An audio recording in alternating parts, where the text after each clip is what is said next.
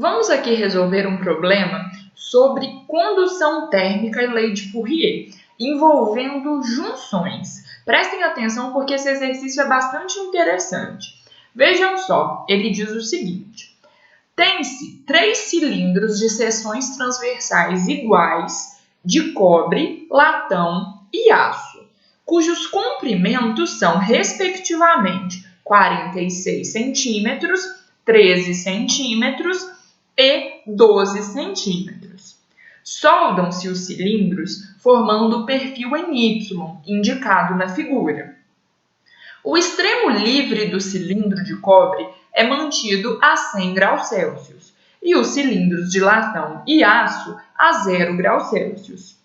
Suponha que a superfície lateral dos cilindros esteja isolada termicamente.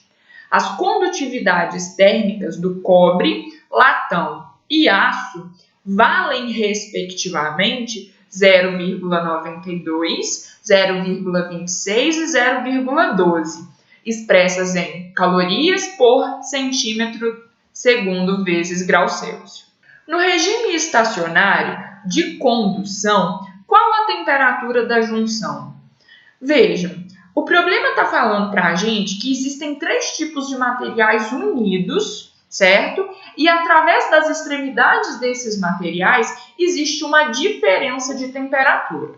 Como nós sabemos, a diferença de temperatura é o requisito, a condição básica suficiente para que haja transferência, fluxo de calor entre 2 regiões. Nesse caso, o calor será transmitido da extremidade quente do cilindro de cobre para as extremidades frias dos cilindros de aço e de latão. Então, ocorre nesse problema um fluxo de calor no seguinte sentido: saindo da extremidade quente do cobre e indo em direção à junção. Quando a energia atinge essa junção, ela enxerga 2 caminhos, 2 possibilidades para continuar a se propagar. E como há uma diferença de temperatura entre a junção e as extremidades frias, a quantidade de energia térmica vai se dividir entre esses 2 caminhos. Então, ela vai continuar a se propagar por condução através do aço e através do latão, certo? Certo? Então, nós podemos afirmar que, como este sistema está isolado termicamente, a quantidade de calor trocada aí se mantém constante, ou seja, existe conservação da energia térmica que flui de uma extremidade para as outras 2. Com isso, eu posso afirmar que a quantidade de calor que flui através do cobre, vai ser igual à quantidade de calor que flui através do aço mais a quantidade de calor que flui através do latão. Notem que isso nada mais é do que conservação de energia, visto que a quantidade de energia que sai da extremidade quente tem que se manter a mesma ao se dividir para os outros 2 caminhos, certo? Vejam que a quantidade de calor que flui através do cilindro de cobre pode ser determinada utilizando a definição de fluxo de calor. Como visto anteriormente, fluxo de calor é definido como sendo quantidade de calor dividido por ΔT. Vejam, então, que nós podemos escrever que a quantidade de calor que flui ao longo de cada cilindro é dada pelo fluxo de calor através deles, vezes o tempo, o intervalo de tempo em que ocorre esse fluxo, certo? Notem que, então, a quantidade de calor que flui através do cobre pode ser reescrita da seguinte forma: é o fluxo de calor através do cilindro de cobre vezes ΔT. O fluxo de calor através do aço pode ser escrito como sendo o fluxo de calor através do aço vezes o tempo em que esse fluxo ocorre e, por fim, a quantidade de calor que flui através do latão pode ser escrita como sendo o fluxo de calor através desse cilindro vezes o tempo, intervalo de tempo no qual o calor flui de uma extremidade à outra. Vejam que as trocas de calor ocorrem simultaneamente através dos 3 cilindros. Logo, estes intervalos de tempo são iguais, então a gente pode simplificar aqui, certo? Vejam, então, que sobra para a gente que o fluxo de calor através do cobre deve ser igual ao fluxo de calor através do aço mais o fluxo de calor através do latão. Não é isso?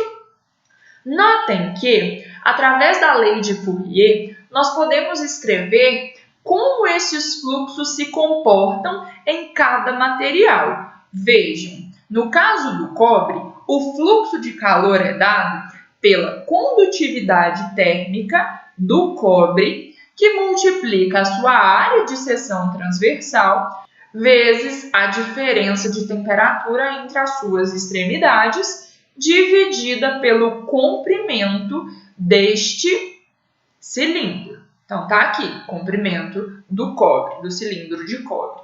Isso, portanto, vai ser igual à condutividade térmica do aço, que multiplica a sua área de seção transversal, vezes a diferença de temperatura entre as suas extremidades, dividido pelo seu comprimento, mais a condutividade térmica do latão, vezes a sua área, vezes a diferença de temperatura entre as suas extremidades, dividido pelo comprimento. Certo? Notem que a junção é uma conexão entre os 3 cilindros. Logo, ela deve estar a uma única temperatura T. A junção está em equilíbrio térmico, certo? A junção, ou seja, as 3 extremidades devem apresentar a mesma temperatura, certo? Vejam, então, que com isso nós podemos encontrar a temperatura da junção. Por quê? A diferença de temperatura entre as extremidades do cobre envolve a temperatura da junção. A diferença de temperatura entre as extremidades do aço envolve também a temperatura da junção. E o mesmo para a diferença de temperatura entre as extremidades do latão, certo? Notem, então, que com esta expressão nós podemos resolver o problema. Mas ainda é possível fazer uma simplificação antes da substituição de valores. Vejam que o problema diz que os 3 cilindros têm seções transversais iguais, ou seja, a área de seção transversal dos 3 é a mesma. Logo, a gente pode fazer aqui uma simplificação. Tenho certeza que alguém está perguntando aí, mas como que você simplificou esses 2 A's aqui que estão envolvidos em soma?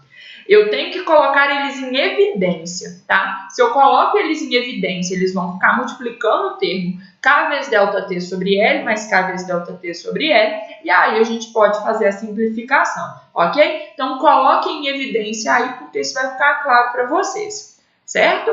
Feita, então, essa simplificação, eu tenho que a condutividade térmica do cobre vezes a variação da temperatura vezes a diferença de temperatura entre as suas extremidades dividida pelo seu comprimento tem que ser igual à condutividade térmica do aço vezes a diferença de temperatura entre as suas extremidades dividido pelo seu comprimento, mais a condutividade térmica do latão vezes a diferença de temperatura entre as suas extremidades dividido pelo seu comprimento. Correto? Notem que estes valores foram fornecidos. Basta agora a gente substituir. Vejam que a condutividade térmica do cobre é igual a 0,92 e o seu comprimento é de 46 centímetros. Então, vamos substituir isso ali. Nós teríamos o seguinte: 0,92 que multiplica ΔT sobre 46 centímetros. Mas por que eu estou usando 46 centímetros e eu não passei para metro? Porque a condutividade térmica foi dada na seguinte unidade de medida: caloria, que que multiplica centímetros a menos 1. Então, a unidade que aparece ali relacionada a comprimento é o centímetro. Portanto, eu posso usar para comprimento a unidade centímetro, tá bom? Isso vai ser igual, então, à condutividade térmica do aço, que é de 0,12 vezes ΔT dividido pelo comprimento do cilindro do aço, que é 12 centímetros, mais a condutividade térmica do latão, que é 0,26 vezes ΔT dividido pelo comprimento desse cilindro, que é de 13 centímetros. Notem que nós podemos aqui fazer algumas simplificações. Vejam que 0,92 e 0,46 dividem um pelo outro. 0,92 divide por 0,46. Fazendo essa simplificação aqui, ó, nós vamos encontrar 0,02. Aqui é a mesma coisa, 0,12 também divide por 12, vai dar 0,01.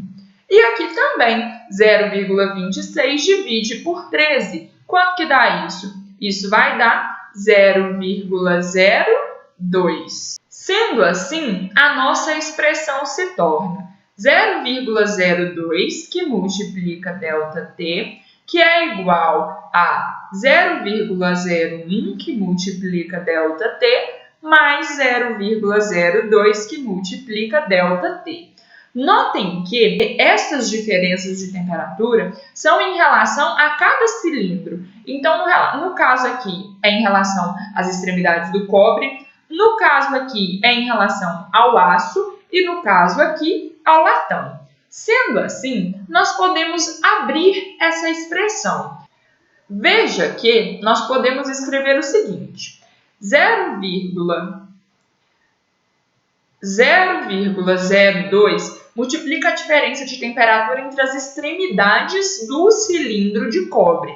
Notem que uma extremidade está submetida à temperatura de 100 graus Celsius e a outra à temperatura da junção, que é aquela que nós queremos determinar. Com isso, nós teremos o seguinte, ó, a diferença de temperatura entre as extremidades é a temperatura da extremidade quente menos a temperatura da extremidade fria, que no caso é a temperatura da junção. Claro que a junção é a extremidade fria, porque o calor está fluindo da temperatura de 100 graus Celsius para as extremidades lá em cima, que estão a 0. Portanto, a temperatura da junção, que é um ponto mais no meio ali desse material, tem que ser menor que 100 graus Celsius, ok? Isso, portanto, vai ser igual a 0,01, que multiplica a diferença de temperatura entre as extremidades do cilindro de aço, e aí, no caso, vai ser a temperatura da junção menos 0, certo? Mais 0,02, que multiplica a temperatura da junção menos 0, visto que também, no caso do latão, ele tem uma das suas extremidades conectadas à junção e a outra está à temperatura de 0 graus Celsius.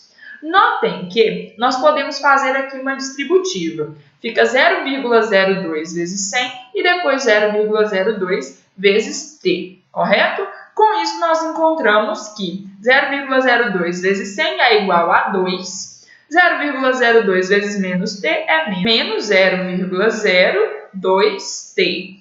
Isso vai ser igual a 0,01 vezes a temperatura da junção, mais 0,02 vezes a temperatura da junção, certo? Notem, então, que nós temos que 2 é igual a 0,01 mais 0,02 é 0,03 vezes t, mais 0,02t. Vejam que eu passei esse termo aqui para o lado de cá. Com isso, nós encontramos que 0,05t é igual a 2. Portanto, nós podemos determinar a temperatura da junção. Basta aqui passar o 0,05 para o outro lado dividindo. Então, fica 2 dividido por 0,05. Isso vai fornecer para a gente uma temperatura igual a 40 graus Celsius. Portanto, está aí a temperatura da junção. Finalizamos o problema, certo? Notem o seguinte, este problema é todo fundamentado em conservação de energia, tá certo? E conservação de energia não se aplica somente a problemas de mecânica, se aplica a todo tipo de problema que envolve energia. No caso aqui, nós estamos falando de energia térmica. A energia térmica se conserva? Sim, se nós tivermos um sistema isolado termicamente. Como o problema diz que o sistema é isolado, então nós podemos aplicar aqui conservação de energia. Com isso, a gente finaliza o problema.